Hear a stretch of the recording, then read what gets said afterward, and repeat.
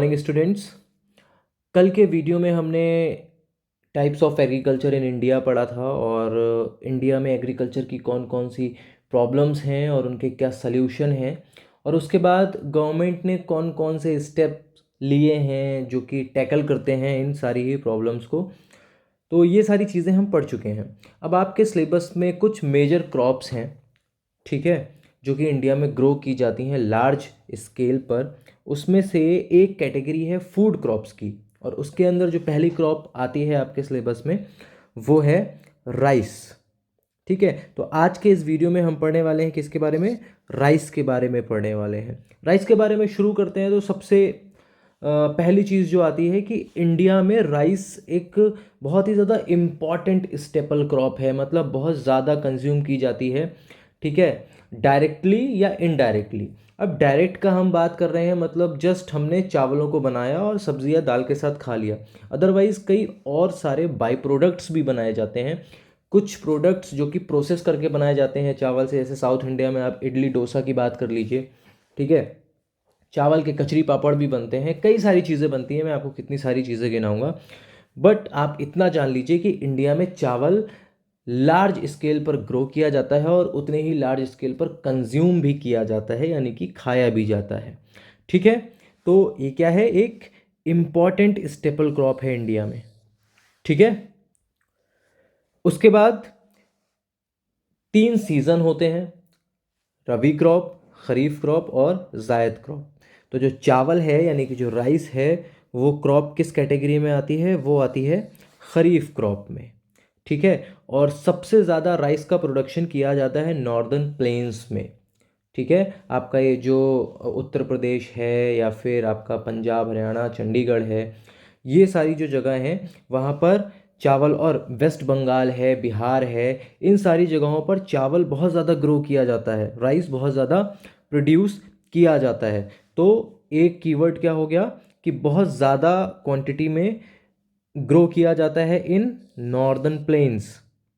ठीक है, और या फिर डेल्टाइक रीजन, जैसे मैंने आपको बताया वेस्ट बंगाल, तो वहाँ पर डेल्टाइक रीजन भी है क्योंकि सुंदरवन का डेल्टा वहाँ पर बनता है, तो डेल्टाइक रीजन भी आप लिख सकते हैं। ठीक है, राइस को क्या क्या रिक्वायरमेंट्स हैं ग्रो होने के लिए, क्या क्या क्लाइमेटिक कंडीशंस चाहिए? तो राइस रिक्वायर्स हाई टेम्परेचर। कितना high temperature? Above 20 degree Celsius. अब ये वैरी करता है 20 डिग्री सेल्सियस से 35 डिग्री सेल्सियस तक। ठीक है, इतनी रिक्वायरमेंट चावल को या राइस को होती है। उसके बाद हाई रेनफॉल। ठीक है, लगभग हर क्रॉप को ही रेनफॉल की ज़रूरत होती है, बट राइस उन कुछ चुनिंदा क्रॉप्स में से है जिसको ज़्यादा क्वांटिटी में पानी की आवश्यकता है या वाटर की नीड होती है। तो रेनफॉल कितनी चाहिए? Between 150 centimetre and 300 centimetre. 150 से 300 सेंटीमीटर के बीच की रेनफॉल इट इज सफिशियंट। ठीक है, during the early phase of its growth, जब हम चावल को बोते हैं, उसका जो शुरुआती कुछ हफ्तों का सफ़र है, उसकी जो ग्रोथ है, उसमें उसे कितना पानी चाहिए? 5 to 10 सेंटीमीटर पानी चाहिए। ठीक है, उसके बाद India is the second largest producer of rice in the world after China.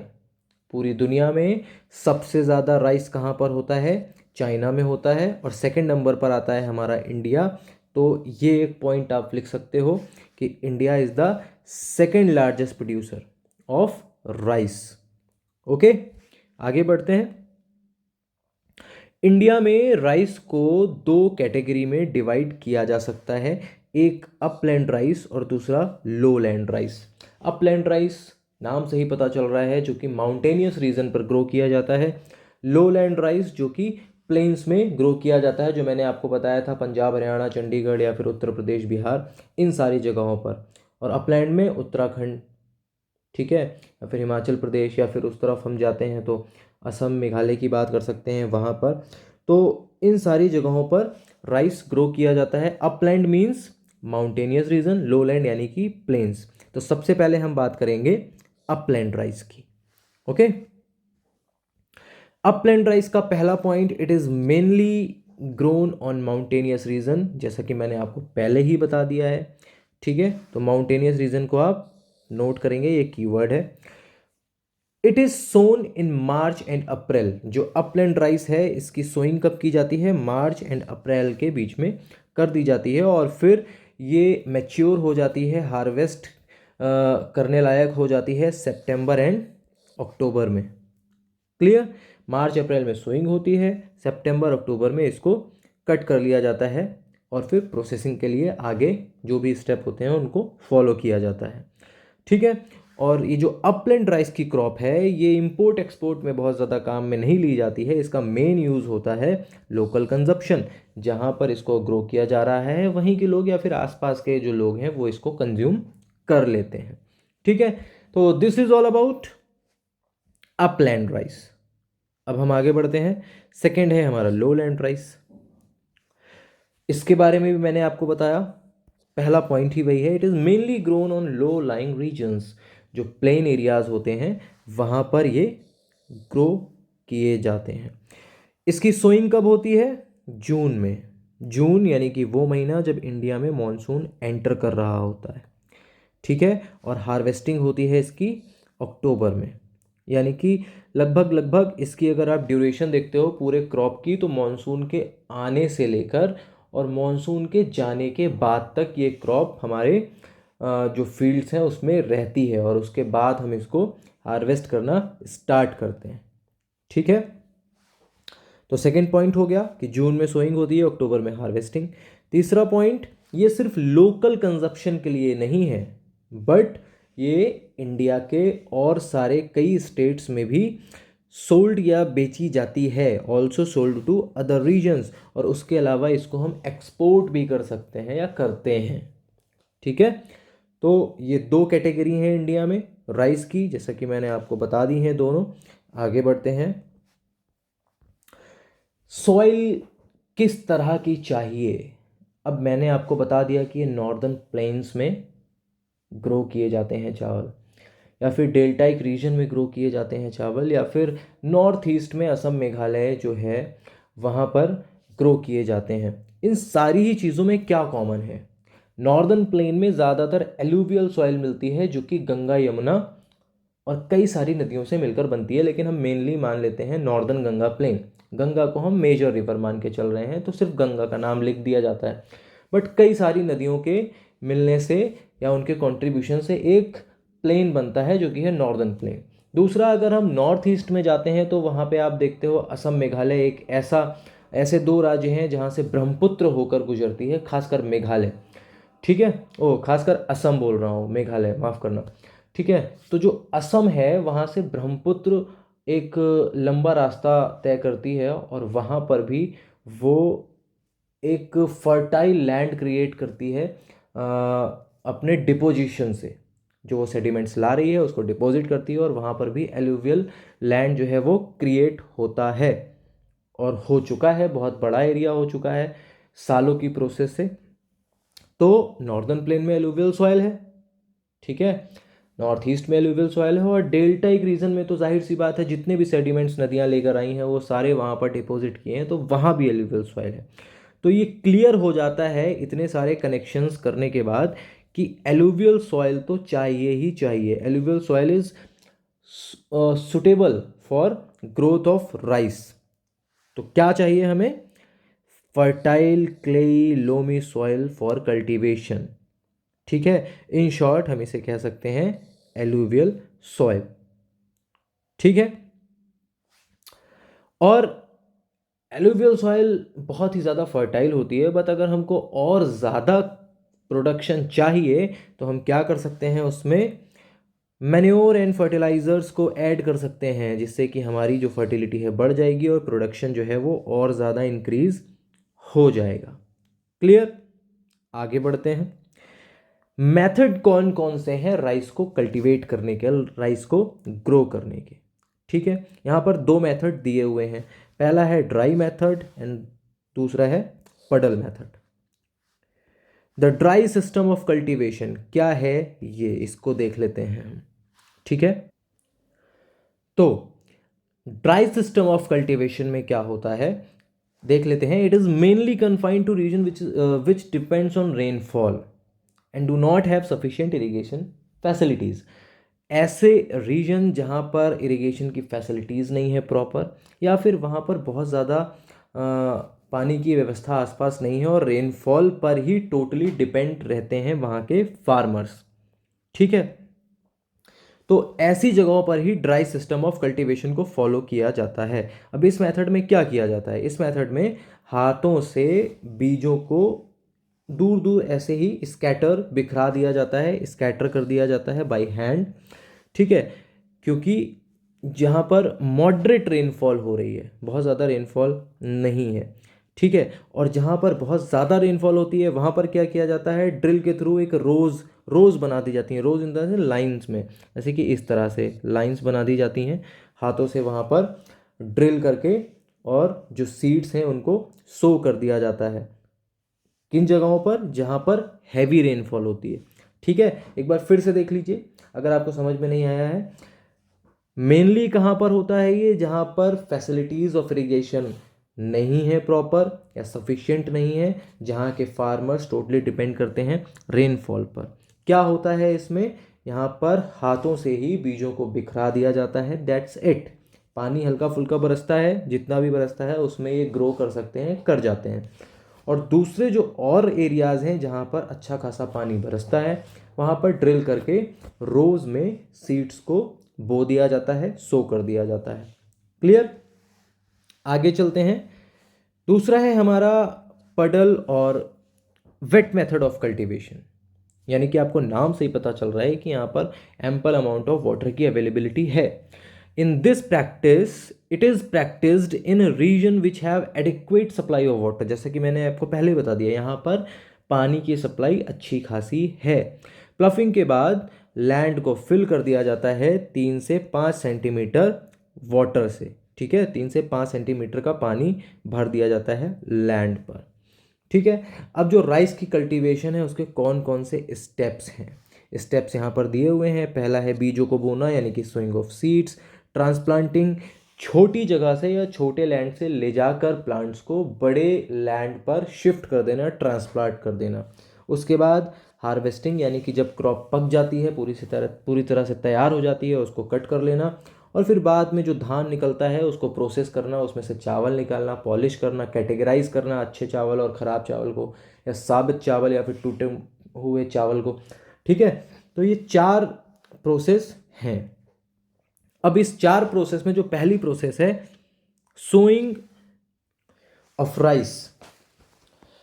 Seeds को सो करने के कई मेथड हैं, जिसमें पहला आता है हमारा ब्रॉडकास्टिंग। ब्रॉडकास्टिंग मतलब हाथों से जो बीज हैं उनको लैंड पर ऐसे ही ब्रॉडकास्ट कर दिया जाता है, फैला दिया जाता है दूर दूर, ठीक है। समझ में आ गया? दूसरा है हमारा ड्रिलिंग मेथड। ड्रिलिंग मेथड में क्या होता है? जैसे मैंने आपको बताया था, लाइनें बनाई जाती हैं, रोज बनाई जाती हैं, ऐसे लंबी लंबी लाइन बना दी जाती हैं, छोटी छोटी नालियाँ, ठीक है। और उसमें लाइन से बीजों को बो दिया जाता है, ठीक है। और जो ड्रिल्स बनाई जाती हैं, ये कैसे बनाई जाती हैं? बैम्बू के थ्रू बनाई जाती हैं, ठीक है। तो ये है हमारा ड्रिलिंग मेथड, फ्यूरोज बना दिए जाते हैं इसमें। तीसरा है हमारा डिबलिंग मेथड, ठीक है।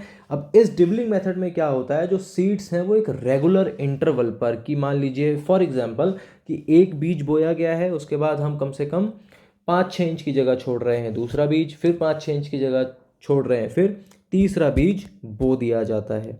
तो इस तरह के मेथड को कहते हैं हम dibbling method, okay. Transplanting method of rice. किस तरह से ट्रांसप्लांट करते हैं हम राइस के प्लांट्स को? तो कैसे ट्रांसप्लांट करते हैं हम? इस मेथड में हम क्या करते हैं, नर्सरी से जो प्लांट्स हैं, छोटे प्लांट्स हैं अभी जिनकी ग्रोथ पूरी तरह से नहीं हुई है, उनको हम लेते हैं, नर्सरी से खरीदते हैं, या नर्सरी से नहीं भी खरीदते हैं तो किसी छोटे लैंड पर हम पहले उसको सो करते हैं। फिर वहाँ से जब वो लगभग 1 फीट के आसपास के बड़े हो जाते हैं, उनको वहाँ से हम उखाड़ लेते हैं, उनके बंडल्स बनाते हैं, बंच बनाते हैं, और उसके बाद उसको क्या करते हैं, बड़े फील्ड पर, राइस फील्ड पर लगा देते हैं। ग्रुप्स में 4 से 6 पौधों का ग्रुप बना के उसको लगा देते हैं, और जो लगाते हैं उनके बीच की डिस्टेंस होती है 30 to 45 सेंटीमीटर। ठीक है, तो ये तो हो गया हमारा ट्रांसप्लांट की, हमने नर्सरी से या फिर किसी छोटे लैंड से बंच ऑफ प्लांट्स लिए और उसको बड़े लैंड पर जाकर अगेन प्लांट कर दिया। डिस्टेंस कितनी रखी हमने, 30 to 45 सेंटीमीटर। ठीक है, इनिशियली क्या करते हैं, जब हम ट्रांसप्लांट कर चुके होते हैं तो लैंड को हम कवर कर देते हैं 2 या फिर 3 सेंटीमीटर वाटर से, और धीरे धीरे जैसे ही क्रॉप ग्रो होने लगती है तो उसके जो ग्रोथ हो रही है उसके बीच में उसको जो पानी चाहिए होता है वो होता है 4 to 6 सेंटीमीटर। कब तक, जब तक कि क्रॉप मैच्योर नहीं होने लग जाती है तब तक। अगेन इनिशियल स्टेज पे 2 to 3 सेंटीमीटर, और उसके बाद जब तक क्रॉप मैच्योर नहीं हो जाती है 4 to 6 सेंटीमीटर। और यही एक मेथड है जो कि बहुत पॉपुलर है, जिसकी वजह से हायर यील्ड हमें मिल जाती है, यानी कि ज़्यादा प्रोडक्शन हमें मिल जाता है। ठीक है, आगे बढ़ते हैं। आगे है हमारा जापानीज मेथड। जापानीज मेथड क्या है? सबसे पहला, इन दिस मेथड जो प्लांट्स हैं उनको प्रिपेयर किया जाता है किसमें, नर्सरीज में। ठीक है, नर्सरीज आपने देखा होगा जहाँ पे पेड़ पौधे मिलते हैं, शहरों में कई जगह पर ऐसी नर्सरीज बनी होती हैं। तो इस मेथड में क्या करते हैं, प्लांट्स को नर्सरीज में ग्रो किया जाता है। The rows of plants are then fixed at a distance of 25 centimetre. ठीक है, तो दूसरा क्या है इसमें कि जो प्लांट्स की रोज बनाई जाती हैं, अगेन मैं आपको बताता हूँ, ये जो रोज बनाई जा रही हैं, इन रोज के बीच में जो डिस्टेंस होगा, ये डिस्टेंस ये कितना होगा, 25 सेंटीमीटर। और फिर जब हम इसमें प्लांट्स लगा रहे हैं तो प्लांट्स के बीच में कितना डिस्टेंस होगा, एक प्लांट दो प्लांट दोनों के बीच में 15 सेंटीमीटर का डिस्टेंस रखा जाएगा। ठीक है, इसमें फर्टिलाइज़र यूज़ किया जाता है ताकि इसका जो प्रोडक्शन है वो बहुत ज़्यादा हो, और यही रीज़न है कि जो जापानीज़ मेथड के प्लांट हैं ये एक अच्छी खासी क्वालिटी में हायर यील्ड या हायर प्रोडक्शन प्रोवाइड कराते हैं। ठीक है, हायर यील्ड समझ में आ गया आपको। अब हम आगे बढ़ते हैं harvesting and processing of rice पर। तो harvesting and processing of rice में हम देखते हैं पहला पॉइंट, इसमें क्या होता है। तो rice field are drain dry, जब जो राइस का फील्ड है जैसे कि मैंने आपको बताया था उसकी मैच्योरिटी तक 4 to 6 सेंटीमीटर का पानी उसे चाहिए होता है।